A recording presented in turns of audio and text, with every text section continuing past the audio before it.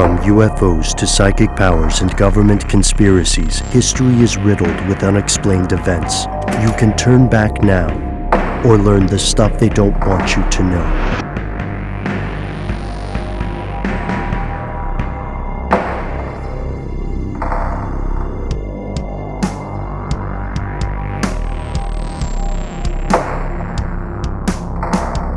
And we're back. And Ben, you can talk about Corvids all you want, and should. We don't even have to change the name of the show, because I have sort of made a habit of late on this show talking about the stupidest thing on the internet, NFTs. I hope people aren't getting too tired of it. I think I've plugged one of my favorite YouTube channels, Internet Today, quite a bit. I quite often get turned on to interesting stories from those guys, and they even did a disclaimer when they did their most recent episode that they were not becoming the NFT show. There's just so many stupid and hilarious developments in the world of non-fungible tokens. So I doff my hat to those guys and also apologize maybe, but I think it's going to be worth it. I think you guys are going to be on board, because what better combination is there than combining a stupid internet grift with a bunch of trying to stay hip to the time celebrities kind of on their way out of being relevant. And the two of those celebrities in question today are none other than Ozzy Osbourne, the Prince of Darkness himself. One could argue the man doesn't need to stay relevant. He's done what he's going to do. He bit the head off that bat and bathed in dove's blood on stage, whatever. And he made some fine records as well. Let's just give him credit where credit is due. Huh? Yeah, what? Are we about to talk about crypto bats? Yeah. Oh my God, crypto bats! I'm so excited. Yes, let's do it. Okay.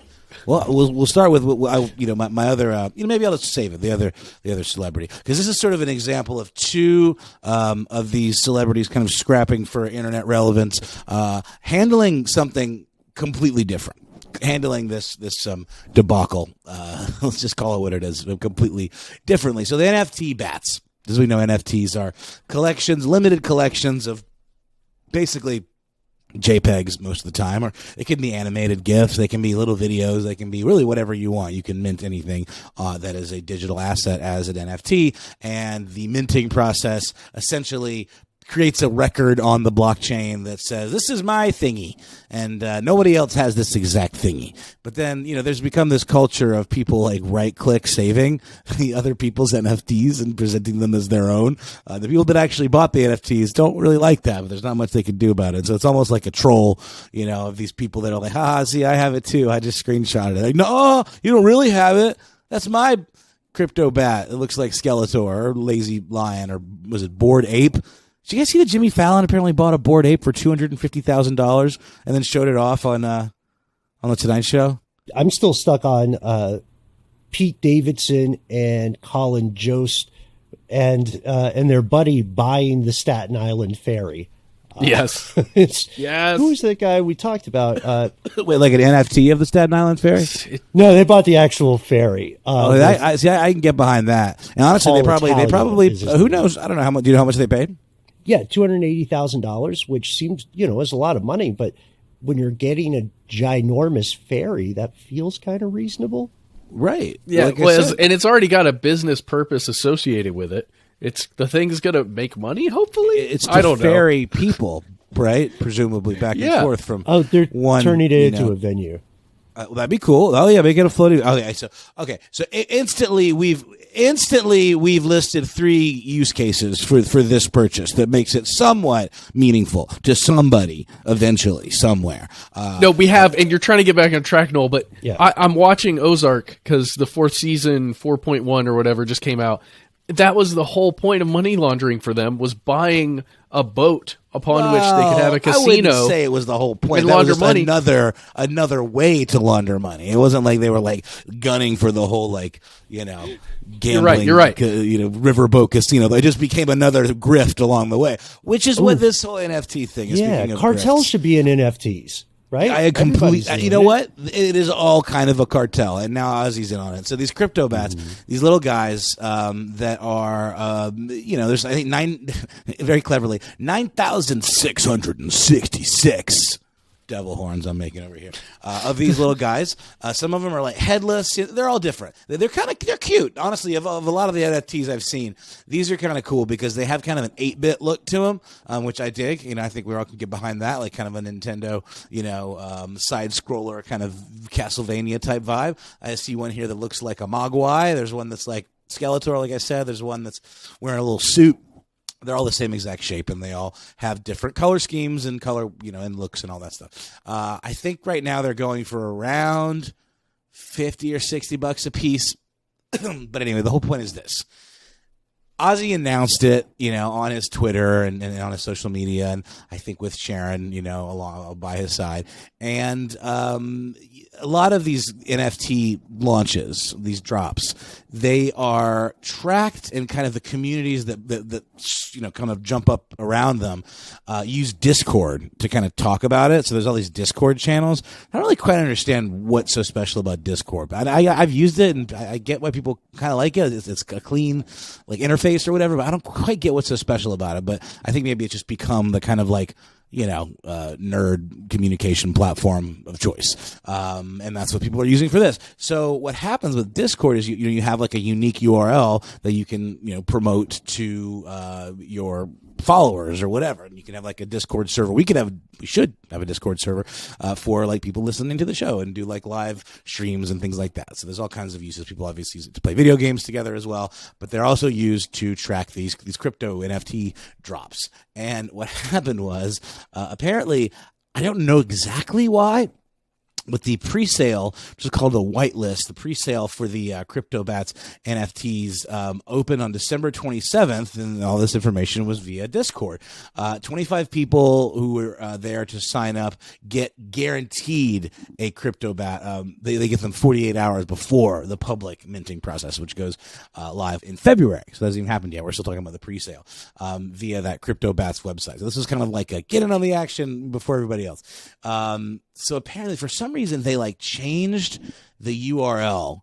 And really quickly, some internet scammers got wise to this and posted the incorrect, or actually what happened. So think about this. If someone changes their Twitter handle or like an Instagram handle, I don't know how long it takes, but somebody else can use it. That becomes available again. So I believe what happened was they co-opted the URL for the Discord server that was changed, and then posted all kinds of fake information there, literally like a dummy site. So all of these crypto things, they use Web 3.0, which allows you through browser extensions to connect your crypto wallet directly to whatever you're messing with, like whatever, there's a little button on all these sites that say connect wallet.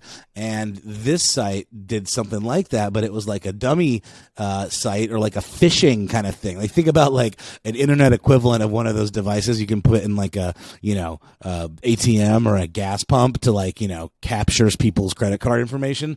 Essentially, this is like a little more elaborate version than that. And essentially, they had it where it was like, it seemed legit. It's like, hey, before you enter into this amazing once-in-a-lifetime opportunity, we need to verify the crypto that's in your wallet. So go ahead and hook it up for us real quick, and we'll just take a look and make sure that you've got the funds that you say you do. And, the thing that's weird about this is anybody that's experienced in this kind of stuff would know that that's really not right. But the guys on the internet today made this point as well, and I completely agree. The problem is that all of these celebrities getting into this NFT space are bringing in new people that are not seasoned crypto people, and there are people that are figuring this stuff out, and it's not uncomplicated. Like if you're someone this is new to you, there are many, many points along the way where you could either mess up and accidentally lose some funds, or get scammed because you're not really used to what you're looking for, these red flags. So they didn't ultimately steal that much money. I think it was in the neighborhood of $30,000 total. But the problem was that Ozzy and people associated with his camp, they retweeted the bad link several times. And it wasn't until I think The Verge or something reached out to them that they realized what they had done and changed it. and they actually didn't even take responsibility for it. The site, the CryptoBats, partners, I guess. This is obviously Ozzy partnering with the company. It's not like he's sitting at home, punching in all of this stuff on his own computer. So the statement to The Verge from the company Sutter Systems that developed the CryptoBats, they said, although we feel very sorry for the people that have fallen prey to these scams, we cannot take responsibility for the actions of scammers exploiting Discord, a platform that we have absolutely no control over. The co-founder of Sutter Systems, his name is JPEGGI, Jeppeggi. Surely that's his Christian name. In our opinion, the situation and hundreds of others that have taken place across other projects in the NFT space could have easily been prevented if Discord had just had a better response support fraud team in place to help big projects like ours. So that's I'm going to just go back to my whole point. It's like, why Discord? And if you know enough about these weaknesses to make this statement so quickly, why not do something about it on the front end to protect your, users and customer base or whatever? So I don't know. Pretty silly. So in the end, it was the Discord link that caused the problem. Correct. Right? Yeah, but also like they switched the links midstream for whatever reason. Like, let's see if I can figure out. It was a subtle change that you wouldn't even notice by looking at it. Let's see.